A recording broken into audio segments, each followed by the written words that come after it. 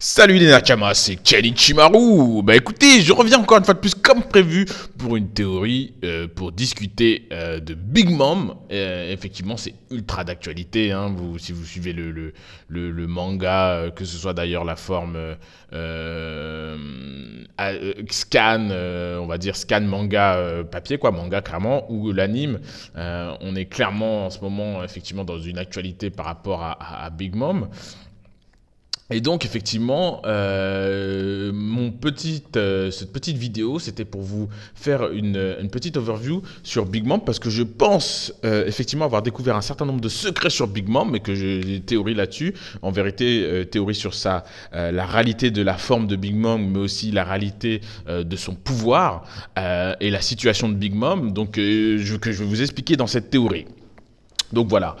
Alors déjà, peut-être pour commencer, moi je pense que Big Mom, en fait, effectivement, la forme que l'on voit, en vérité, la manière dont on voit Big Mom, vous voyez l'image qu'on a, la grosse dame, la grosse daronne, méga balèze et tout, c'est pas sa véritable forme. Je pense pas que Big Mom soit véritablement comme ça, pour plusieurs raisons. Déjà pour commencer, en général, il y a toujours une thématique autour comme je vous l'ai dit, je vous remettrai le lien, je vous renverrai à des précédentes vidéos. J'ai pu vous le dire, à l'intérieur de One Piece, il y a des thématiques qui sont récurrentes. Il y a des thématiques qui sont récurrentes que Oda décline à l'intérieur du manga. Par exemple, il y a une thématique à travers les pirates du père et de la mère. Big Mom représente la mère et Barbe Blanche représente le père.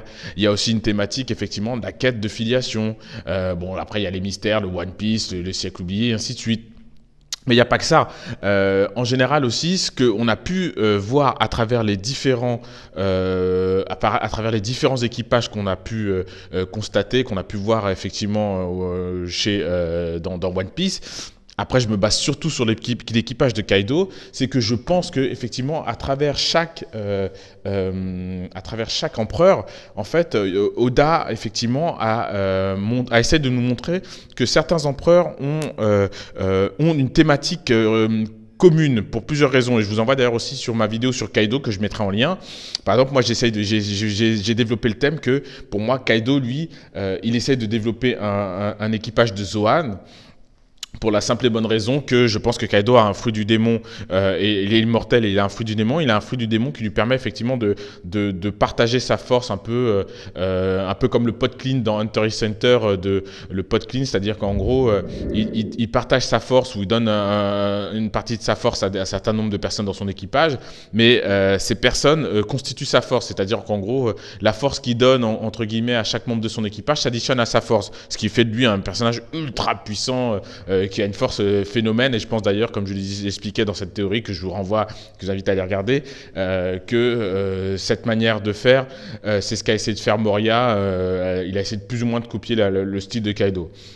Eh ben, je pense effectivement que si Kaido, effectivement, lui a un équipage de Zoan, que Shanks, lui, je suppose effectivement que même s'il a des gens qui ont des fruits du démon, Shanks, la spécialité de son équipage, si on peut dire ça comme ça, c'est que ce sont tous des possesseurs de haki extrêmement puissants.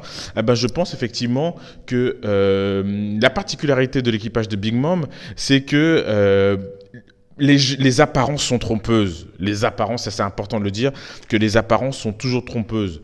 Et on le voit d'ailleurs que effectivement à travers les commandants, effectivement les commandants de flotte de chaque Yonko, si on peut dire ça comme ça, en tout cas surtout de Kaido et de Big Mom, ma théorie, vous allez voir qu'elle va tenir le coup comme ça, c'est que par exemple chez Kaido, on a vu que effectivement Jack, alors non seulement il a un Zoan, mais en plus lui-même c'est une espèce d'être hybride, mi-homme-poisson, alors peut-être pas géant, mais en tout cas comme je disais, c'est un être hybride très certainement, donc il est énorme, c'est un homme-poisson, autre chose, peut-être homme tout court ou géant, et qu'on voit qu'effectivement il survit sous l'eau et qu'il est vivant.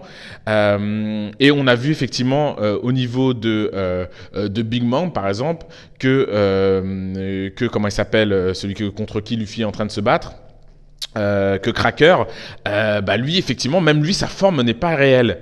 C'est-à-dire que lui-même, il se cachait sa véritable forme à travers, effectivement, un personnage qu'il avait créé à partir de biscuits. Et je pense que ceci était un indice, un foreshadowing, appelez ça comme vous voulez, mais c'est une manière pour Oda de nous montrer la thématique qu'il y a autour de Big Mom. C'est-à-dire qu'effectivement, oui, la thématique de base, vous savez très bien que Oda, il arrive toujours à dépasser, à nous donner un premier vernis de quelque chose, et puis après à fouiller assez intelligemment les choses. C'est pour ça que One Piece, c'est un manga qu'on adore tous, qu'on kiffe. Souvenez-vous, effectivement, la première lecture que vous avez quand vous regardez, effectivement, l'univers de Big Mom, voilà, Alice au Pays des Merveilles, ok, tout ça, tout le monde a fait cette théorie. En même temps, c'était pas une théorie difficile, c'est pas un rapprochement difficile à faire. Il y a des miroirs, il y a même un lapin à travers carotte, il y a tout ce que tu veux, le monde merveilleux, les chocolats, Charlie à la chocolaterie, t'as tout un tas d'univers. En gros, c'est le monde de fairy and fantasy, comme on dirait en anglais. Donc voilà. Mais quand tu passes cette petite couche de lecture, tu vois très vite effectivement que aussi on est dans le monde des fausses apparences. Comme je le disais, effectivement, on a Cracker lui qui se cache derrière effectivement une fausse apparence. Et moi je pense qu'à travers le commandant qu'on nous montre, je pense effectivement que c'est révélateur aussi de la réalité de Big Mom, parce que quand on voit Big Mom, on se dit, mais attends, mais c'est quoi cette espèce de meuf et tout, elle est énorme, elle est grosse. Alors oui, elle a l'air balèze, le peu qu'on la voit, elle court après ses propres fils, elle le tue, mais d'un côté, elle a l'air hystérique. Et je vais expliquer mon point de vue par rapport à ça. Et de l'autre côté, elle a l'air effectivement un peu bizarre, un peu calme, assez réfléchie, même ayant, et il faut le dire clairement, ayant une vision plutôt bienveillante de Luffy. C'est important, parce que Big Mom, comme je l'ai dit dans le manga, elle incarne la figure maternelle, d'accord ? Elle incarne la figure maternelle. Donc voilà. Donc maintenant, pourquoi je dis que la forme de Big Mom, c'est pas sa forme actuelle? Alors déjà, tout simplement, il y a quelque chose de bête, mais les enfants qu'elle a enfantés, je pense que c'est révélateur effectivement des différentes formes qu'elle a pu avoir ou des différents remaris qu'elle a pu avoir, parce que vous voyez que entre la fille aux trois yeux, la future femme de Sanji et les personnes qu'il y a dans la forêt et comment elle s'appelle et Charlotte, c'est Charlotte non Rebecca, enfin je me souviens plus comment elle s'appelle, celle qui avait donné la vie au d'un ami. On voit qu'il y a elles ont toutes des têtes différentes et personne ne s'est posé la question de pourquoi elles ont des têtes différentes, pourquoi il y en a c'est des belles gosses, il y en a elles sont moches et tout, voilà. Bah en fait, ma théorie, c'est là qu'elle va devenir intéressante. Pourquoi Big Mom est différente? Parce que et ses enfants sont différents. En fait, tout simplement parce que je pense, et là, écoutez là, c'est là que la théorie va être what the fuck. Je pense que Big Mom est dans la même situation que Barbe Blanche, dans un état plus ou moins grave. Je m'explique. Quand on a vu Barbe Blanche, la première fois qu'on voit Barbe Blanche, on voit qu'il est malade. On voit que il n'est plus que l'ombre de lui-même. Il reste un personnage ultra puissant malgré le fait qu'il soit malade et que moi je fais partie des gens qui pensent que vous avez vu la raclée qu'il a mis à Akainu. Je pense que Barbe Blanche, il était à 50% de ses forces. Il était déjà quasiment mort à l'arc Marineford et il était quasiment mort même au début de l'aventure de One Piece quand Luffy a commencé l'aventure, et en tout cas la première fois qu'on a vu Barbe Blanche. C'était un être déjà qui était un pied dans la tombe et qui attendait plus ou moins la mort. Voilà. Donc ça c'est dit, c'est quelque chose de fait. Pourquoi je pense que Big Mom est dans une situation plus ou moins pareille? Alors déjà, premièrement, vous devez savoir que Barbe Blanche, il était sur l'océan, mais il attaquait personne, il garantissait plutôt ses territoires. Mais globalement, Barbe Blanche était plutôt il était plutôt sur son navire et il était plutôt immobile. Et je fais le parallèle parce que Big Mom, elle est plutôt dans cette situation-là. On n'a pas vu bouger dans le Nouveau Monde. Elle est sur son navire, sur son île-navire, elle bouge pas. Et il y a que deux Yonko qui sont en permanence en mouvement. Vous allez le dire dans le mille, c'est Kaido et c'est Shanks. Kaido et Shanks sont les vrais Yonko qui paraissent des pirates d'ailleurs, valides sur leurs deux jambes et pouvoir se déplacer comme ils veulent, mais pas Big Mom. Pour X raisons, Big Mom, elle semble plutôt envoyer ses commandeurs, envoyer ses hommes de main, mais être plutôt pas du genre à se déplacer. Ce qui est un peu bizarre parce que par exemple, on voit Kaido, il est tellement puissant, on sait que les Yonko sont puissants et qu'ils sont puissants au point de pouvoir facilement se déplacer tout seul. Personne ne leur fait peur. C'est le cas de Kaido, c'est le cas de Shanks, c'est le cas de Barbe Noire aussi, qui est un Yonko récent. Barbe Noire, on le voit pas isolé dans un bateau en train d'attendre que les choses se passent. Donc la question maintenant, c'est pourquoi Big Mom est malade et pourquoi elle bouge pas. Ah ben moi je vais vous donner je vais vous donner les clés de ça. Il y a deux réponses qui font que Big Mom, il y a deux choses qui font que Big Mom elle est dans cet état.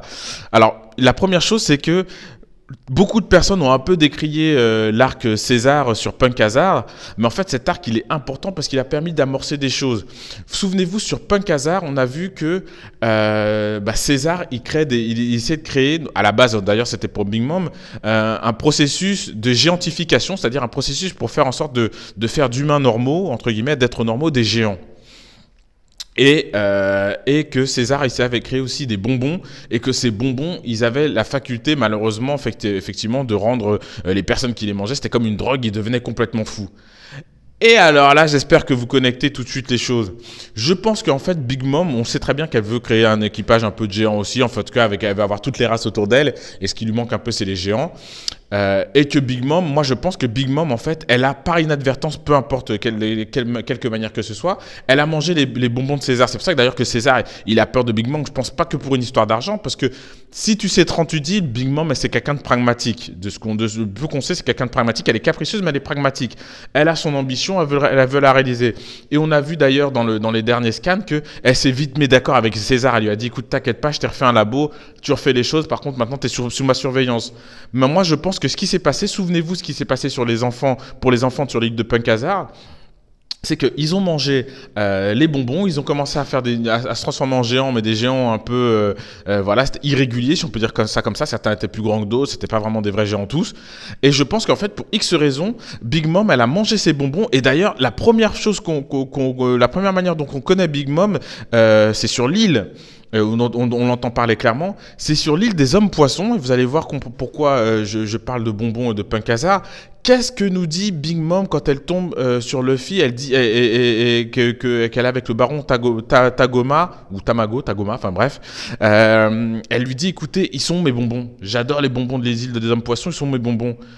Et quelques chapitres plus tard, sur l'île de Punk Hazard, on voit effectivement que ce sont des bonbons qui ont rendu des enfants géants qui les ont fait péter un câble. Et ensuite, quelques chapitres encore plus tard, on voit une des premières apparitions de Big Mom dans le manga, où on la voit en action en mode vaillante sur ses deux jambes. On la voit qu'elle a une espèce de physique complètement difforme, une tête grosse et ainsi de suite, un corps bizarre, et qu'elle semble hystérique. Souvenez-vous les scènes sur l'île de Punk Hazard quand les enfants n'avaient pas des bonbons, ils étaient comme enragés avec une force surhumaine et ils devenaient fous, hystériques, et qu'elle crie, Big Mom, je veux mes bonbons, je veux mes bonbons. Et là, paf, d'un coup, elle arrache l'âme de son propre fils. Elle lui enlève 40 ans, quelque chose comme ça. Je vous mettrai l'image, vous pourrez fixer l'écran, je vous mettrai l'image. Et c'est ça où je me suis dit, j'ai tout connecté, les Nakama, les amis, j'ai tout connecté. Vous connaissez Ken Kimaro, je me suis dit, patatras, voilà. Je pense que pour X raisons, César, il a peur de Big Mom à cause de cette d'erreur plus ou moins qu'il a fait. C'est-à-dire que César, on sait que c'est un gaffeur aussi, qui remplit pas ses missions, qu'il a ses intérêts personnels et qu'il a utilisé la protection des Yonko et les Yonko pour pouvoir en scred faire des choses pour son compte, mais utiliser surtout l'argent qu'on lui donnait que les Yonko lui donnaient, pas pour faire les choses pour eux, mais pour faire les choses sur son compte, donc essayer d'atteindre ses propres objectifs. Donc on sait que César il est gaffeur et qu'il est magouilleur.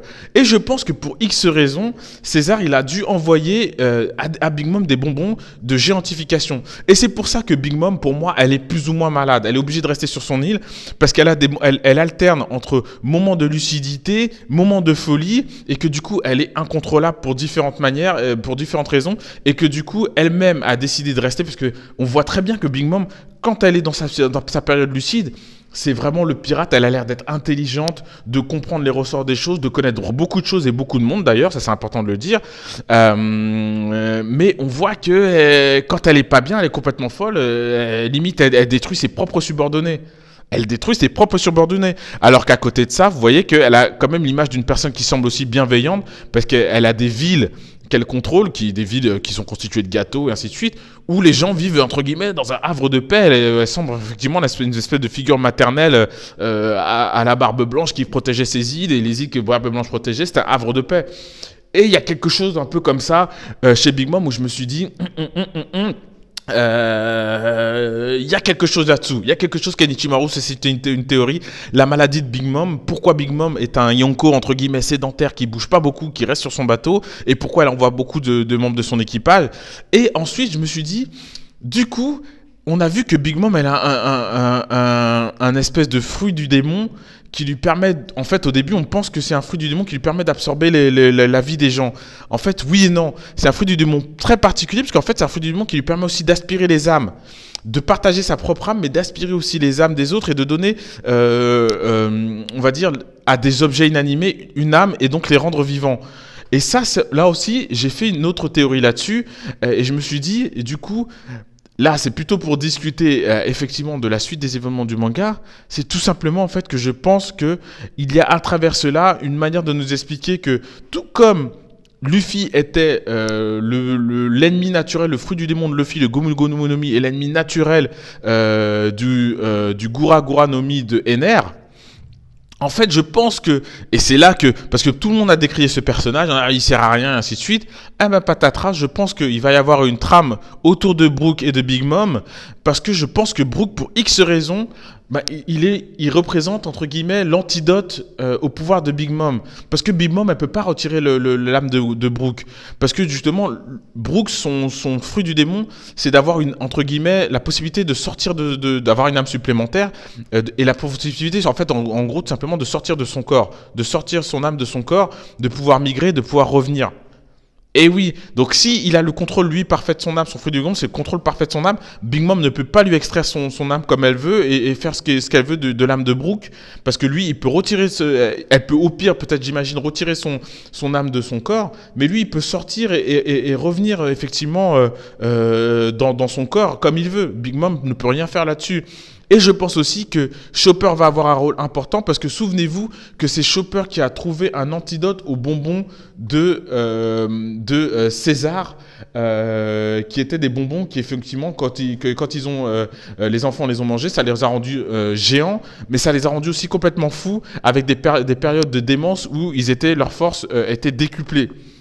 Donc voilà, ajoutez à cela un complot de Capone Begge contre Big Mom, un complot de Capone avec une de ses filles contre Big Mom. Pourquoi Capone effectivement montre un plan contre Big Mom? Parce que je pense que Capone sait que Big Mom, tout comme l'était par le passé notre amie Barbe Blanche, il sait qu'elle est malade. Pour X raisons, elle est malade. Il se dit, elle est amoindrie, affaiblie. C'est pour ça d'ailleurs que Big Mom, j'insiste là-dessus, ne sort jamais. On n'a pas vu d'aventure de Big Mom, on n'entend pas. Tout comme on voit Kaido marcher tout seul, tout comme on voit Shanks être à droite, être à gauche, être partout finalement, enfin avoir une vie de pirate. On ne sait pas le cas pour Big Mom. Elle est comme Barbe Blanche sur son bateau île. Ou Barbe Blanche, c'est son bateau, et elle bouge pas. Et elle envoie ses bras droits, ses commandants, et ainsi de suite. Parce que tout simplement, je pense qu'elle est malade. Elle ne peut pas bouger. Pour X raison, elle se cantonne à rester sur son navire. Donc voilà.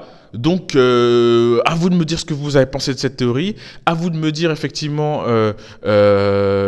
si ça vous semble cohérent. Une fois de plus, je leur dis, je vous remettrai le lien dans la vidéo. Luffy contre Big Mom, le combat n'aura pas lieu pour X raisons. Je le dis. Et je leur dis, je vous remettrai les liens dans la vidéo. Je l'ai dit dans une vidéo, ça fait au moins 6 mois que la vidéo, ou 7 mois qu'elle a été postée. Et j'ai toujours maintenu ça. Ça n'aura pas lieu. Depuis l'île des hommes poissons, on nous a dit oui, le prochain Yonkou que Luffy va faire, c'est Big Mom. Non, ils se battront pas, ils seront alliés pour X raisons. Tout comme Barbe Blanche a vu en Luffy une espèce de successeur de l'ancienne génération, une espèce de volonté d'une force de faire avancer les choses, un pirate peu commun, avec un pouvoir peu commun. Big Mom verra la même chose dans Luffy. Et en plus, je pense que pour différentes raisons, Luffy va soutenir Big Mom dans une situation peut-être de coup d'état contre elle, ou ainsi de suite. Donc voilà. Bah écoutez, lâchez des commentaires, dites-moi ce que vous en pensez, dites-moi ce que vous pensez de ce nouveau format, et puis voilà, les Nakamas, je vous remercie pour tout. N'hésitez pas à suivre toujours et encore, et à rester branchés sur la chaîne de Kenichimaru, et restez des Nakamas, les gars. Pourquoi vous avez la possibilité de vous abonner, d'être mes Nakamas, vous préférez rester des Okamas derrière votre ordinateur, derrière votre PC comme ça? C'est pas bien. Allez, ciao.